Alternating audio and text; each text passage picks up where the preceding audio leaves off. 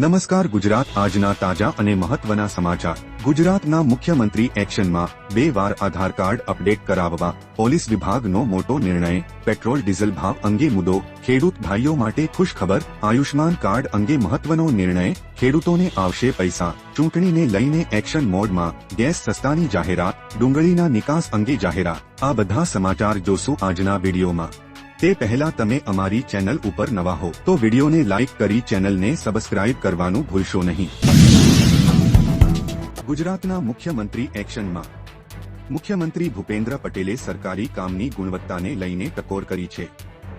તેમણે કહ્યું કે ક્વોલિટીમાં કોઈ બાંધછોડ નહીં ચાલે। કામ 2 મહિના મોડું થાય તો ચાલશે, પણ કામની ગુણવત્તા સામે કોઈ બાંધછોડ નહીં ચાલે। કામ સારું થવું જોઈએ, જો નહીં થાય તો એક્શન લેવાશે। રાજ્યની મહાનગરપાલિકાઓ અને નગરપાલિકાઓને ચેક વિતરણ કાર્યક્રમમાં તેમણે આ નિવેદન આપ્યું હતું। 2 વાર આધાર કાર્ડ અપડેટ કરવો। એનસીઆરની સૌથી મોટી unique identification authority of India UIDAI ના આધાર કેન્દ્રના ઇન્ચાર્જ નિશુ શુક્લાનું કહેવું છે કે બાળકો પુખ્ત થાય તે પહેલા તેમના આધાર કાર્ડને 2 વાર અપડેટ કરવું ફરજિયાત છે। જો તમે આમ નહીં કરો તો આધાર ઉપયોગી રહેશે નહીં। પ્રથમ વખત 5 વર્ષની ઉંમરે અને બીજી વખત 15 વર્ષની ઉંમરે બાયોમેટ્રિક્સ અપડેટ કરવું ફરજિયાત છે। લોકોએ આધાર સેવા કેન્દ્ર પર જઈને નિર્ધારિત સમયમાં આધાર અપડેટ કરાવવું જોઈએ। પોલીસ વિભાગનો મોટો નિર્ણય। પીઆઈ અને પીએસઆઈના મોબાઈલ નંબર સ્થાયી રહેશે। રાજ્યના દરેક પોલીસ સ્ટેશનમાં નિયમ લાગુ થશે, જે તે પોલીસ સ્ટેશનમાં ફાળવેલ નંબર જ રહેશે।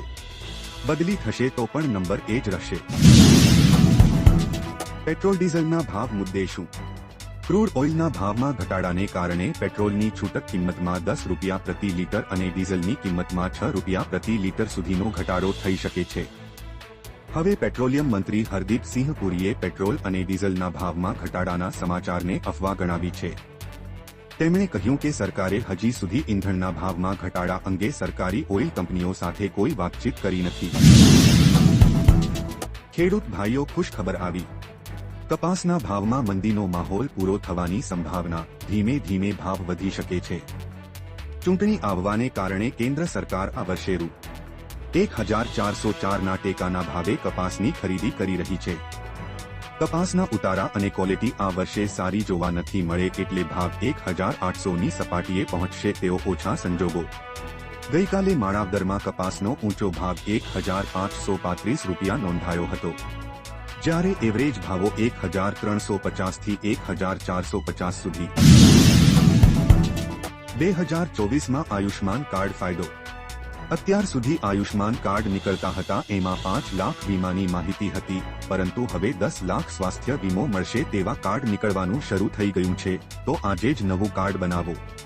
આયુષ્માન કાર્ડ કાઢવા માટે જરૂરી ડોક્યુમેન્ટ: આવકનો દાખલો, રેશન કાર્ડ, આધાર કાર્ડ, મોબાઈલ નંબર ડોક્યુમેન્ટ જોશે। ખેડૂતોને લોટરી લાગશે, ખેડૂતો આનંદો। ગુજરાતના દરેક તાલુકામાં હવે અઠવાડિયામાં આ 2 દિવસ ભરાશે પ્રાકૃતિક કૃષિનું બજાર। જિલ્લા મથકો અને તમામ તાલુકા મથકોએ અઠવાડિયામાં 2 દિવસ, રવિવાર અને ગુરુવારે પ્રાકૃતિક કૃષિ ઉત્પાદનોનું બજાર ભરાશે।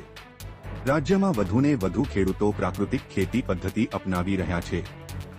વર્ષ 2023ના અંત સુધીમાં 9 લાખ ખેડૂતો પ્રાકૃતિક ખેતી કરતા થયા છે। રાજ્યપાલ આચાર્ય દેવવ્રતે માહિતી આપી હતી। ચૂંટણીને લઈને સરકાર એક્શનમાં। લોકસભા ચૂંટણી પહેલા હવે ગુજરાતની 26 સીટોને લઈ ભાજપ એક્શન મોડમાં આવી ગયું છે। ભાજપ દ્વારા તાજેતરમાં જાહેર કરવામાં આવેલ સૂત્ર અબ કી બાર 400 કે પારને સાર્થક કરવા હવે પાર્ટી સંગઠન મેદાને પડ્યું છે, જેના ભાગરૂપે હવે ભાજપ દ્વારા ગુજરાતની 26 સીટો જીતવા માઇક્રો પ્લાનિંગની કવાયત શરૂ કરવામાં આવી છે, જેને લઈ ભાજપે પાર્ટીના વરિષ્ઠ નેતાઓની બેઠક સાથે રાજ્યની તમામ 26 લોકસભા બેઠકો માટે પ્રભારીઓની નિમણૂક કરી છે। સસ્તા રાંધણ ગેસની જાહેરાત। ગુજરાતની મહિલાઓને પણ ₹450માં ગેસ સિલિન્ડર આપવા વિચારણા। ગુજરાતમાં પણ રાજસ્થાન ભાજપ સરકારની જેમ આગામી સમયમાં ઉજ્જવલા યોજનાની લાભાર્થી લાખો મહિલાઓને ₹450માં ગેસ સિલિન્ડર આપવા માટે સરકારમાં વિચારણા શરૂ કરવામાં આવી છે। જો ઉચ્ચ કક્ષાએથી લીલી ઝંડી મળશે તો રાજ્ય સરકારના આગામી બજેટમાં તેની જાહેરાત પણ કરાઈ શકે છે। ખેડૂતો માટે ખુશખબર। ખેડૂતોને મળી શકે છે રાહતના સમાચાર। ડુંગળીના ભાવમાં ઘટાડો થતા નિકાસ પરનો પ્રતિબંધ હટી શકે છે। સૂત્રોના જણાવ્યા અનુસાર આવતા અઠવાડિયે બેઠક કરી સમીક્ષા કરવામાં આવશે।